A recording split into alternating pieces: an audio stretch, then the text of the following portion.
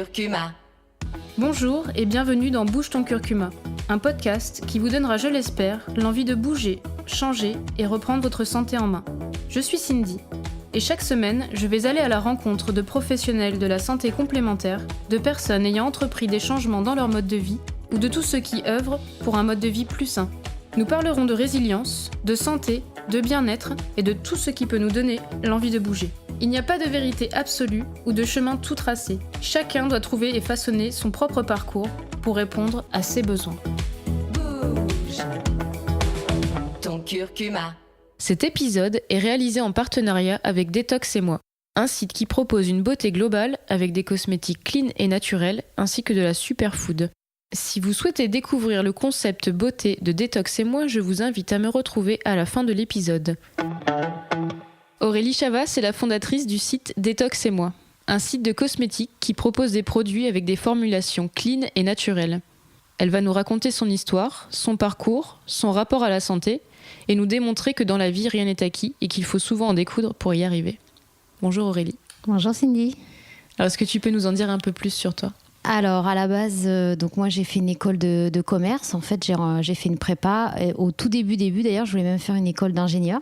C'est d'ailleurs là que j'ai rencontré mon ami mari actuel. Et je me suis rendu compte qu'en fait, c'était pas ma voie. Voilà. Et grâce ou à cause de lui, j'en sais rien. Mais en tout cas, ça m'a montré que tout ce qui était ingénierie, physique et tout, c'était pas trop mon domaine. Et donc, du coup, j'ai bifurqué vers une école de commerce. Et après, en sortant de l'école, j'ai travaillé tout de suite dans les cosmétiques et la beauté. Parce que c'est vrai que je trouvais ça vraiment hyper intéressant. Pour plusieurs raisons. La première, c'est que je trouve que c'est un univers qui permet d'embellir les femmes et les hommes. Donc, je trouve que c'est un univers quand même assez glamour et assez beau. Non, et en plus, on va en parler, mais ça va être de plus en plus beau et bon, normalement. Et en plus, il y a toujours de l'innovation. Je trouve qu'en cosmétique, en beauté, tu vois, tu as toujours des nouvelles textures, des nouveaux actifs, des nouveaux parfums, des nouvelles gestuelles. Et c'est ça que j'aime bien, ce côté renouveau de la beauté, en fait, un peu comme dans la mode, qui revient et qui évolue. Donc, voilà. Un perpétuel recommencement. Oui. Ouais, c'est ça. C'est un peu ça. Donc, tu as commencé à travailler dans des entreprises ? Ouais. En sortant de l'école, j'ai commencé par des jobs qui étaient quand même assez, on va dire, terrain, parce que j'étais responsable de magasin, de boutique de cosmétiques. Donc, je travaillais en magasin, mais c'était voulu parce que je voulais justement, dès le début, bien connaître en fait les attentes des consommateurs, comment les femmes choisissaient leurs produits de cosmétiques, leurs crèmes. Et à l'époque, je sais pas si tu te souviens, on commençait à parler du parabène. C'était dans les années 2006-2007. Et déjà, les femmes, je me rappelle, en magasin, me demandaient alors, il y a du parabène, etc. Et les marques, les cosmétiques, en fait, étaient assez embêtées parce que c'était quelque chose qui arrivait comme ça. Et il fallait répondre de façon assez transparente aux consommateurs. Et donc, ça a été les premières réponse des entreprises pour essayer justement d'expliquer pourquoi il y avait des conservateurs dans les crèmes, pourquoi c'était les parabènes, etc. Et après, une fois que j'ai travaillé dans ce type de job, j'ai intégré donc des grosses entreprises dans des postes, dans tout ce qu'on appelle merchandising et retail. Donc c'est tout ce qui tous les postes qui mettent en œuvre la mise en place des produits dans les magasins. Donc en fait, quand tu rentres dans un magasin beauté, mode, accessoires, les produits sont rangés d'une certaine façon à ce que le client, quand tu te balades en boutique, puisse retrouver facilement son produit. Voilà. Et j'ai fait diverses entreprises et divers postes, de postes très opérationnels, terrain où j'allais installer la nuit, le soir avant que le magasin ouvre, jusqu'à des postes de stratégie où j'ai retravaillé des concepts magasins, des stratégies retail, du category management, voilà. Et qu'est-ce qui t'a poussé vers l'entrepreneuriat ? Alors, ce qui m'a poussée, c'est que la première chose, c'est que je m'ennuyais un petit peu en fait dans mon job d'avant. Je trouve globalement que les entreprises ont tendance à nous faire des tâches un peu répétitives et n'exploitent pas, mais dans le bon sens du terme, toutes les compétences en fait qu'un salarié peut apporter. On a souvent tendance, c'est assez français, à nous ranger dans des cases. Et en fait, dès qu'on veut sortir un peu de la case, soit il y a peur, soit il y a manque de confiance. Enfin bref, et donc du coup, je trouve qu'ils ont tendance à nous cantonner à un certain type de métier. Voilà, et donc du coup, au bout d'un moment, j'avais un peu fait le tour de la question et je me suis dit, bon, alors qu'est-ce que je fais ? Est-ce que je rechange encore d'entreprise ou est-ce que je crée justement mon entreprise ? Et donc, je me suis dit, non, je vais créer mon entreprise pour plusieurs raisons. Le problème, c'est que j'avais envie de vivre cette expérience parce que je l'avais jamais vécue. Et deux, je voulais connaître en fait, il y a 3 raisons. La deuxième, c'est que je voulais aussi connaître tout ce qui est digital parce qu'en fait, moi, je faisais des magasins, mais en fait, le digital, je le voyais à travers mes collègues ou la consommatrice. Mais moi-même, je savais pas trop, tu vois, comment on faisait un site internet, comment les gens naviguaient sur un site, etc. Et en plus, ça c'est ma conviction même personnelle, c'est que je pense que la beauté de demain sera une beauté justement qui sera green et clean, mais aussi féminine et glamour. Et je trouve qu'aujourd'hui, l'offre qu'on a sur le marché français et l'offre des distributeurs actuels est un peu vieillotte. Je trouve qu'il y a des très bons produits naturels, bio, vegan, etc. Mais on est encore cantonné en France à des produits qui sont un peu qui ont vécu quoi, enfin tu vois, avec des marques qui ont 20 ans, 30 ans, 40 ans qui sont très bien, mais je pense que si on veut faire bouger les consommateurs de produits, ce qu'on appelle conventionnels, vers des produits plus propres, plus clean, il faut garder ce côté justement praticité et glamour, beauté, parce que sinon les gens ne migreront pas en fait vers ce type de consommation. Il y a vraiment matière à innover, quoi.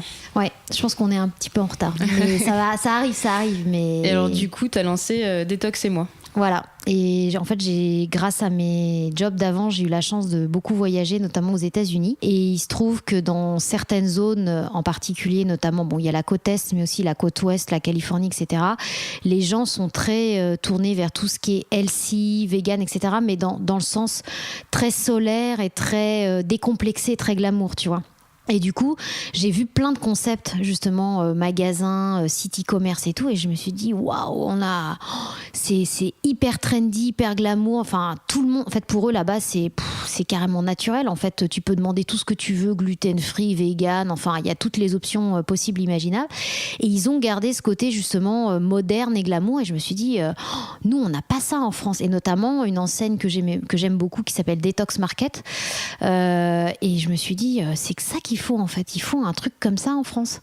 Et donc du coup ça m'a fait tilt, en même temps que je sentais que je m'ennuyais un peu, si tu veux, tout est arrivé en même temps, et comme je voyais en plus qu'en France les enseignes vegan, green commençaient à se développer beaucoup, je me suis dit oulala, faut lancer tout de suite en fait, et c'est pour ça que je suis partie et que j'ai lancé Détox et moi. Voilà, je me suis dit il manquait ce côté justement un peu green et glamour, et aussi multi-catégorie, on va dire, et un peu holistique, parce que du coup, prendre soin de sa peau, c'est pas uniquement mettre des cosmétiques, c'est aussi bien manger, faire du sport, prendre des compléments, ce qu'on appelle manger des super aliments, des super foods, et c'est une beauté globale en fait, c'est ce que j'appelle la beauté globale. Donc c'est ça que tu proposes sur le site, des super aliments, des cosmétiques il y a tout, green. Ouais. Il y a tout pour vraiment prendre soin de toi depuis l'intérieur jusqu'à l'extérieur. C'est-à-dire que j'ai des probiotiques, j'ai des super aliments, donc spiruline, des mélanges où il y a du maca, de la chlorelle, etc. Donc des choses qui commencent à devenir assez courantes. Et j'ai aussi donc des soins qui sont véganes ou pas véganes, parce que en fonction des femmes, il y en a qui sont plus ou moins attirées par l'un ou l'autre. Et j'ai du maquillage, je vais bientôt avoir là du vernis. Voilà, c'est des choses. T'as tout en fait pour ta beauté globale, quoi. C'est quoi pour toi l'importance d'une cosmétique clean et naturelle, justement ? Alors déjà, c'est les ingrédients. En fait, c'est toujours ce que je dis, lisez la liste d'ingrédients. Heureusement qu'il y a certaines applis qui permettent d'aider le consommateur à mieux s'y retrouver, un peu comme Yuka pour l'alimentaire, il y a ta Clean Beauty, ta Inky Beauty, donc ça se développe heureusement. Mais voilà, rien ne changera de toute façon l'œil du consommateur sur les ingrédients. Donc c'est vrai que si vous avez la possibilité, lisez bien les étiquettes et lisez bien la liste d'ingrédients. Et donc en fait, après, c'est pas forcément que des produits bio. Évidemment, le bio, c'est, j'ai envie de dire, l'extrême du label, de la qualité. Mais déjà, si un produit est naturel, c'est-à-dire avec des ingrédients et des conservateurs naturels, déjà, on fait un pas de dingue, en fait. Parce que dans beaucoup de produits de cosmétiques, on a des dérivés du pétrole, en fait, qui sont utilisés dans la chimie cosmétique depuis les années 60-70, en fait, quand il y a eu le développement des usines, etc. Et donc, du coup, quand déjà on a des produits cosmétiques cosmétique sans ça, c'est déjà mais un pas énorme. Et après, quand c'est bio, c'est encore mieux. Et après, quand c'est vegan, bon bah là, après il y a c'est bien, c'est très bien aussi. Moi personnellement, je trouve que notamment le miel, le pollen, tous ces éléments-là, je trouve que pour l'organisme, ils peuvent apporter des éléments nutritifs et antioxydants qui sont intéressants. Mais voilà, moi c'est mon opinion sur tout ce qui est miel, pollen et voilà. Mais bon, après pour les véganes, je peux comprendre. Enfin, du coup, il y a plusieurs propositions. Voilà. On dit souvent que ce que l'on s'applique sur la peau, on devrait pouvoir le manger. C'est vrai, on devrait même pouvoir l'appliquer sur ses enfants, sur n'importe qui en fait. Moi, c'est vrai que du coup, c'est idiot, mais enfin c'est banal, mais moi les cosmétiques du coup que j'ai, même si ma fille s'en met sur elle ou même mon petit garçon, des fois il me pique mes vernis, mon maquillage et tout, bah du coup je suis hyper relax parce que je me dis de toute façon, même si elle s'en met partout et qu'elle s'en met plein le visage, j'ai aucun stress parce que je sais que dedans il y a rien de toxique quoi. Oui. Et ça pour des parents c'est quand même c'est super relaxant quoi. Même c'est pour ça que j'ai aussi du maquillage pour enfants sur le site parce que quand je vois aux fêtes d'école, aux anniversaires, les kits de maquillage qu'on vend dans les supermarchés made in China, et quand je vois les ingrédients, je me dis oh mon Dieu, mais qu'est-ce que c'est que ce truc quoi. Et mes enfants en plus ont fait des allergies ou des réactions, et donc c'est aussi pour ça que j'ai voulu prendre des produits plus safe. Et l'avantage c'est qu'au moins même s'ils s'en servent n'importe qui, pas de stress, il y a pas de toxicité quoi. Donc la cosmétique, c'est au même plan que l'alimentation finalement, c'est très important. Tout à fait. Donc l'alimentation dans la santé, toi t'en penses quoi ? Alors l'alimentation, moi je trouve que c'est quelque chose de très important parce qu'en fait on vit un peu comme on mange. Enfin, ce qu'on ingère indirectement, ça représente un peu la façon dont on voit les choses. Et c'est pour ça que moi il y a déjà peut-être presque 10 ans, j'ai commencé à changer pas mal de choses dans mon alimentation, notamment tout ce qui est justement compléments alimentaires, super aliments. Je me rappelle la spiruline, la première fois que j'en ai goûté, c'est... Il faut habituer le palais, quoi. C'est pas facile. C'est pas facile. Hein. Mais voilà. Et puis je me suis dit non, mais quand j'ai vu les vertus de cette algue, je me suis dit non, mais là, c'est quand même super intéressant. Le curcuma. À choisir avec.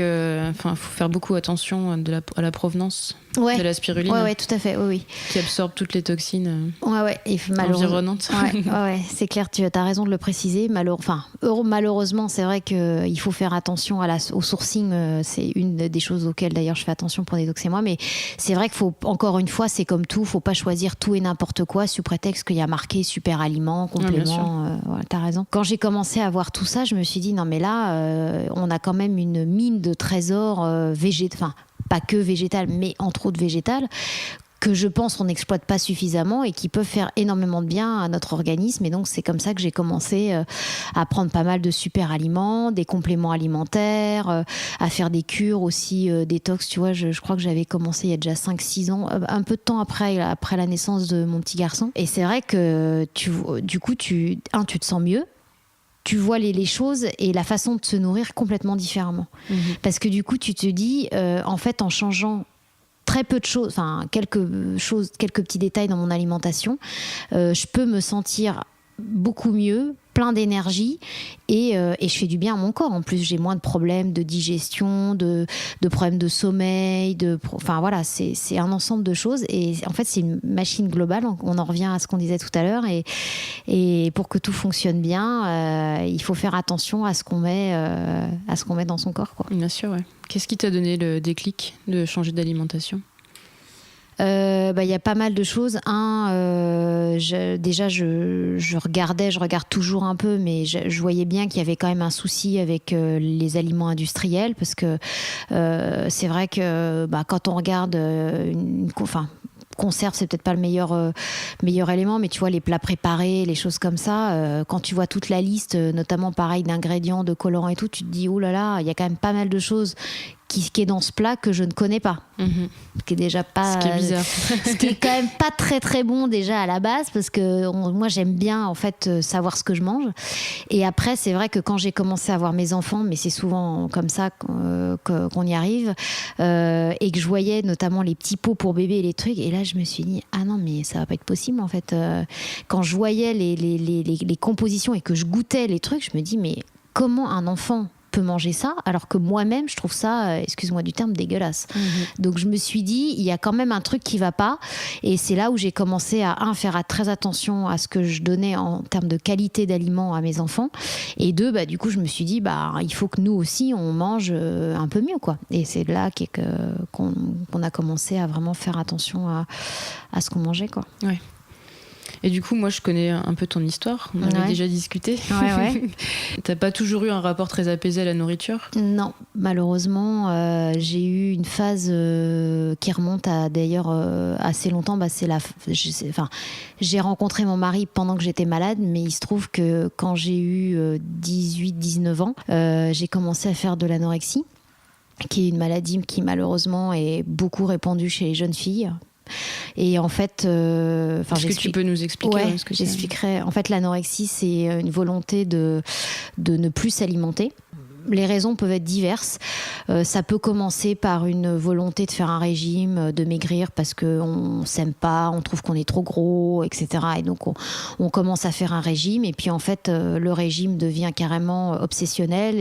Et normalement, quelqu'un, on va dire, je sais pas si on peut dire normal, mais s'arrêterait à un moment donné une fois qu'il a atteint son poids d'équilibre. Et en fait, là où l'anorexie est un trouble, c'est qu'en fait, même si on a atteint un poids relativement équilibré au normal, on va continuer de vouloir descendre. En fait, il y a cette volonté de chiffres en fait dans la tête où on se dit qu'il faut absolument descendre à un certain chiffre. C'est très bizarre en fait, je peux pas l'expliquer comment, c'est un espèce d'objectif comme on se fixe des objectifs, on se dit j'en sais rien, je veux courir tant de kilomètres aujourd'hui, je veux faire tant de sport, etc. Là c'est un objectif de poids en fait en kilos et tu te dis tant que j'aurais pas atteint ce poids-là, même si t'es très maigre, ça n'ira pas en fait. Dans ta tête tu n'es pas... C'est obsessionnel. Ouais. En fait, les journées... alors moi, j'étais étudiante, je me rappelle, j'étais en prépa, donc c'est là où c'est une maladie qui est très dangereuse parce que je dis souvent que le mental est très fort. Et effectivement, je confirme, le mental est très fort. C'est-à-dire que pourtant, je mangeais quasiment rien de la journée et j'arrivais quand même, tu vois, à faire des cours. En plus, les classes prépa, c'est quand même des études qui sont assez exigeantes, intellectuellement, mais physiquement, parce que c'est beaucoup d'horaires, t'as des cols le soir, c'est dur. Et même en mangeant quasiment rien, je trouvais quand même l'énergie pour ne pas manger, me peser, faire du sport, parce qu'il y a aussi cette espèce d'obsession de faire de l'exercice, parce que qui dit faire de l'exercice dit perdre des calories, donc potentiellement perdre du poids et donc potentiellement ne pas avoir besoin de manger. C'est tout un cercle pas vertueux justement, mais tout un raisonnement qui arrive toujours au même point, c'est peser le moins de kilogrammes possible en fait. Et comment tu penses que t'es arrivée à l'anorexie ? Alors après, il y a plusieurs, en fonction des jeunes filles et des femmes, il y a plusieurs causes. Moi, je sais d'où vient la mienne parce que avant d'avoir mes enfants, il a fallu que je fasse une psychothérapie pour m'apaiser justement par rapport à la relation, on va dire mère-enfant. Moi, ça vient de ma mère. Moi, les relations avec ma mère ont toujours été assez compliqué, même si ça a vraiment commencé quand j'étais assez jeune, puisque pour refaire un peu l'histoire, en fait, mes parents se sont rencontrés, etc. Ils m'ont eu, et après, à partir du moment où ma mère a accouché et m'a eu, j'ai l'impression qu'elle s'attendait, je ne sais pas à quoi elle s'attendait en ayant un enfant, mais en tout cas, j'ai l'impression que ce qui arrivait, c'était pas ce qu'elle attendait. Bref, toujours est-il que du coup, ça a impacté la famille, moi, etc. Parce que quand vous ressentez, quand vous êtes enfant, des tensions entre vos parents et que vous avez l'impression que ces tensions sont pas dues à cause de vous, mais que quand même vous êtes là et c'est compliqué. Du coup, ça vous met en relation, vous, déjà, avec vos parents et avec vous-même, en se disant, est-ce que j'aurais dû être là, pas être là? Pourquoi ça se passe mal? C'est de ma faute, pas de ma faute? Vous vous posez pas mal de questions quand même. Et puis, ma mère, je sentais bien que je sentais que j'étais une source de stress permanent pour ma mère, parce que, comme je te dis, je ne sais pas encore une fois à quoi elle s'attendait, mais en tout cas, elle était très stressée. Et en plus, le fait que mon père, pareil, ne correspondait pas, je ne sais pas, au père idéal ou au mari idéal, il s'est trouvé que mes parents, donc, ont divorcé. Et ma mère s'est retrouvée à m'élever donc seule, à avoir ma garde, et donc était encore plus stressée puisque étant toute seule, me faisait bien comprendre que elle avait un boulot, qu'elle avait plein de choses à faire et que en gros elle avait pas trop le temps de s'occuper d'une petite fille qui avait des problèmes. Je me rappelle, elle me disait ça souvent. Et donc fallait que je sois une petite fille modèle, qui travaille bien à l'école, qui ait pas d'histoire. Enfin, il fallait que je rentre dans les rails en fait. Il fallait pas que je sorte des rails. Et donc, quand vous avez 8-10 ans, c'est pas facile, quoi, parce que vous dites déjà, j'ai pas le droit d'avoir des maux ou des douleurs qu'un enfant peut avoir, du stress, etc. Parce qu'en fait, vous vous dites comment ma mère va le prendre, parce que je rentre pas dans les dans les attentes de ma mère. Et puis je sentais, elle me l'avait déjà dit, qu'elle était très très attirée par son travail, qu'elle était bien qu'au travail, elle était tout le temps au travail. Ma mère, pour info, est sage-femme, et donc elle faisait des gardes de nuit, et en fait elle cumulait. Alors je pense pour des raisons d'argent, mais je pense aussi que elle avait ce besoin d'être tout le temps au boulot. Donc du coup, je me retrouvais moi aussi assez souvent baladée de grands-parents, en autres grands-parents, en tantes, etc. Et donc, encore une fois, comme j'avais eu déjà sentiment petite, vous avez ce sentiment que vous êtes un peu trimballé de part et d'autre, et donc ça nourrit ce sentiment de se dire j'ai l'impression d'être un poids. En fait, d'être un poids parce que mes parents ne savent pas quoi faire de moi, en fait. À chaque fois qu'il y avait des vacances et quelque chose comme ça, c'était un peu qu'est-ce qu'on va faire avec elle, quoi. Enfin, voilà.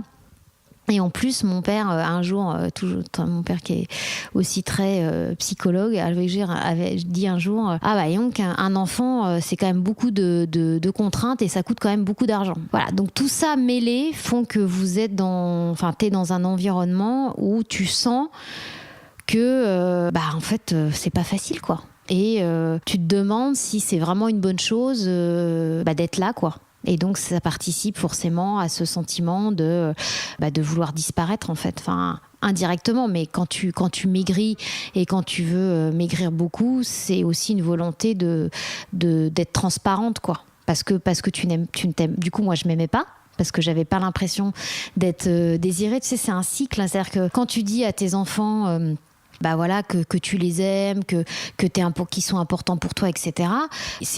Tes enfants, du coup, construisent leur confiance en eux, construisent leur image de s'aimer, justement, ce qui est important. Et moi, du coup, comme j'avais pas eu ce sentiment-là déjà petite, j'aimais pas mon corps. Et donc, c'est une des causes aussi de l'anorexie. Généralement, tu ne t'aimes pas. Et donc, comme tu ne t'aimes pas, t'as envie pas de meurtrir ton corps, mais de l'éliminer. Il y a un côté un peu élimination, voilà, c'est ça, de l'effacer, ouais. Du coup, comment tu as réussi à en sortir de cette maladie ? Alors, il y a plusieurs éléments. Déjà, le fait que je sois avec Bruno m'a beaucoup aidée, parce que effectivement, quand tu as quelqu'un à côté qui t'aime, lui, au début, il te le dit. Il me disait, Aurélie, fais attention, mais t'écoutes pas parce que t'es dans ta machine, en fait, t'es dans ton truc. Puis au bout d'un moment, quand tu dis que ça fait un petit moment que ça dure et qu'il a l'air de tenir à toi et qu'il te dit, écoute Aurélie, là, tu commences à me faire peur, etc. Tu te dis, bon, quand même, là, je suis peut-être allée un peu loin, quoi. Faut peut-être que je fasse attention. Et si je veux rester avec quelqu'un qui a l'air, en tout cas, de m'aimer, faut peut-être que je fasse quelque chose, parce que sinon, je vais le perdre et je vais me perdre moi-même. Donc ouais, Bruno, ça a été l'un de mes gros soutiens et de mes aides énormes. Enfin, honnêtement, s'il avait pas été là, souvent, je me pose la question, je sais pas où je serais, franchement. Enfin, je sais pas de quoi il fait. Tu vois, je peux pas revenir en arrière, mais honnêtement, si j'avais pas rencontré quelqu'un comme lui, je sais pas trop ce que je serais devenue. Tu vois, même en ayant fait des études brillantes, quand t'es pas bien, à un moment donné... Non, bien sûr, ça ne fait pas tout. Ça peut basculer du côté obscur, comme on dit. Puis après, petit à petit, quand on a commencé... le fait que notre relation, du coup, grandisse et qu'on reste ensemble, etc., moi, ça m'a aussi redonné confiance en moi, parce que j'avais quand même un gros manque de ce côté-là. Et du coup, je me suis dit, A priori, ça a l'air d'être quelqu'un avec qui je vais quand même passer un petit bout de chemin. Bruno m'avait aussi dit qu'il voulait des enfants, ce qui peut paraître normal. Et du coup, je me suis dit, bon, si je veux avoir des enfants, faut vraiment que je traite cette maladie, parce que sinon, ça va pas être possible. Parce que surtout, ça, j'y pense souvent. Je ne voulais pas reproduire le schéma de mes parents et de ma mère sur mes enfants, surtout pas. Et donc après avant d'avoir mes enfants, j'ai fait une psychothérapie, justement parce que la jeune femme avec qui j'avais fait le traitement pour avoir les enfants m'avait dit, de toute façon, je ne vous donnerai aucun traitement pour avoir des enfants tant que vous n'aurez pas fait une psychothérapie. Parce que justement, pour avoir une relation plus saine et plus détendue avec la grossesse et les enfants. Bien sûr, ouais. Et aujourd'hui, ton rapport à la santé, c'est quoi ? Alors aujourd'hui, ça s'est un peu apaisé. En toi, c'est clair que je vais pas te mentir, je mangerai jamais de la junk food, c'est pas possible. Tu vois, c'est des trucs, clairement, je peux pas me nourrir de trucs, encore en plus quand j'entends des scandales sur des trucs, c'est pas possible. Mais c'est vrai qu'il y a une catégorie... mais plus pour les bonnes raisons, du coup. Oui, pour les bonnes raisons. Mais c'est vrai que il se trouve qu'en plus, aujourd'hui, on s'est rendu compte que c'était des aliments qui étaient toxiques, voire cancérigènes, voire tout ce qu'on connaît. Mais c'est vrai que voilà, tu fais quand même très attention à ce que tu manges. Ça, c'est quelque chose qui est imprimé, en fait, dans ma façon de vivre. Après... Moi, je ne transmets pas, enfin en tout cas j'essaye le plus possible, je pense pas que je le fasse, de stress par rapport à la nourriture sur mes enfants, très important aussi, parce que moi j'ai vécu quelque chose mais eux n'ont pas à le vivre à travers moi. Et donc même si de temps en temps ils mangent, voilà, on va au McDo avec Bruno parce que c'est des enfants et que voilà, et je suis pas là en train de dire même si j'en pense pas moi parce que je me dis, si vous saviez les nuggets et les frites, voilà. Mais bon, c'est des enfants, faut aussi qu'ils puissent se faire leur propre avis, et donc de temps en temps ça nous arrive de manger dans des endroits comme ça, même si moi j'aime pas pour les raisons que tu as dit, qui sont pas très bonnes pour la santé. Je veux pas leur transmettre de stress par rapport à ça. Quand ils seront plus grands, ils seront suffisamment matures et intelligents pour savoir ce qu'ils peuvent manger et pas manger. Mais à un moment donné, il faut bien qu'ils testent un peu tous les trucs pour se donner aussi une idée de ce qu'ils est. Voilà, exactement, parce que justement c'est là où on peut arriver dans des comportements extrêmes, et je veux pas que ça arrive avec eux, quoi. Comment tu parles de santé avec tes enfants ? Alimentaire ou globalement Globalement. Ouais. Alimentaire, moi je leur dis qu'il faut manger de tout, tu vois, j'essaye de leur dire au moins de goûter. Avant de dire j'aime pas, ça c'est tous les enfants, je leur dis goûtez au moins une fois ou deux, et si vraiment vous aimez pas, vous en mangerez plus tard, ou on laisse de côté pour un moment. J'essaye de faire attention quand on fait des activités, des choses, pas trop les surprotéger quand même, parce qu'à un moment donné, si on les empêche de tout faire, le jour où ils vont découvrir la chose, ils vont être complètement apeurés parce qu'ils y auront jamais touché. Et deux, ça peut provoquer le phénomène inverse, c'est-à-dire que plus tu interdis, plus l'enfant va avoir envie forcément de le faire puisque tu lui interdis. Donc moi je pars du principe que tout ce qui est même activité extrascolaire, nous on voyage beaucoup à l'étranger, etc. Je leur donne des principes d'hygiène de base, etc. Puis après, voilà, ils vont à l'école, ils sont avec d'autres petits copains, des fois ils vont à la piscine, des fois il y a des trucs pas très propres, des fois il y a des aliments, machin, etc. en voyage, mais bon, ça fait partie de l'apprentissage de la vie. Est-ce que tu utilises des thérapies complémentaires ? Ça m'arrive de temps en temps, ouais, d'aller voir, ce que j'ai des amis du coup qui sont là-dedans, et je leur demande souvent des conseils pour bien s'alimenter, et surtout s'alimenter de façon consciente et de façon adaptée à notre organisme, tu vois. Parlait tout à l'heure de manger chaud, manger froid, pas associer certains aliments et tout. C'est des choses qu'on ne sait pas forcément, et parfois c'est des petits détails qui peuvent te changer ta façon de consommer, de ta journée, ton énergie, etc. Et donc ouais, effectivement, ça m'arrive de temps en temps de prendre des conseils là-dessus. Je fais quand même, faut le dire, pas mal de sport. Alors, pas dans le même esprit que quand j'étais malade, bien évidemment, mais tout, parce que pour moi c'est pareil, ça fait partie d'un équilibre émotionnel, et j'ai toujours pensé qu'on était plus efficace au travail et intellectuellement quand on faisait du sport parce qu'on a besoin de s'aérer la tête, et deux, il faut aussi qu'on bouger parce qu'on a quand même des muscles, enfin voilà, on est un corps et il faut quand même un peu faire d'exercice, et c'est le problème globalement de notre génération, enfin notre civilisation aujourd'hui, c'est qu'on a tendance à être souvent très statique et pas faire assez de sport. Donc c'est vrai que j'en fais pas mal, et je fais pas mal de yoga aussi, mais Bikram. Donc c'est un yoga qui est en salle chaude, alors que j'aime beaucoup, que j'ai découvert il y a quelques années, parce qu'en fait la chaleur permet de te détendre et permet vraiment de te connecter à ton corps, parce que du coup comme il fait chaud, tu te sens dans un environnement détendu, les muscles en fait se détendent, et du coup tu peux faire des exercices que tu ne ferais pas quand tes muscles sont à froid en fait, dans un environnement où t'as pas fait, voilà, c'est pas mal. Qu'est-ce qu'on peut te souhaiter pour la suite ? Eh ben écoute, déjà qu'on vive encore longtemps avec mon mari et mes enfants, c'est déjà bien, en bonne santé, c'est le plus important. Et puis j'espère qu'il y aura plein d'autres choses à vivre. Et personnellement avec Bruno, moi et les enfants, et d'un point de vue professionnel, j'espère qu'il y aura plein d'autres choses. J'espère que Détox et moi, évidemment, se développera bien, et que surtout, j'espère avoir ouvert la voie vers ce type de façon de consommer, de façon de voir la beauté, la nutrition, prendre soin de son corps en fait d'une façon, et dire que aujourd'hui oui, c'est possible d'avoir des produits qui soient efficaces, clean et beaux, et qui sont aussi bien que des produits plus conventionnels qu'on a l'habitude d'utiliser. Ça se développe, et je suis contente, parce que je pense que pour moi c'est l'avenir, cette façon un peu globale de prendre soin de soi. Ça va ensemble. Merci beaucoup. Merci à toi, Cindy. Ton curcuma.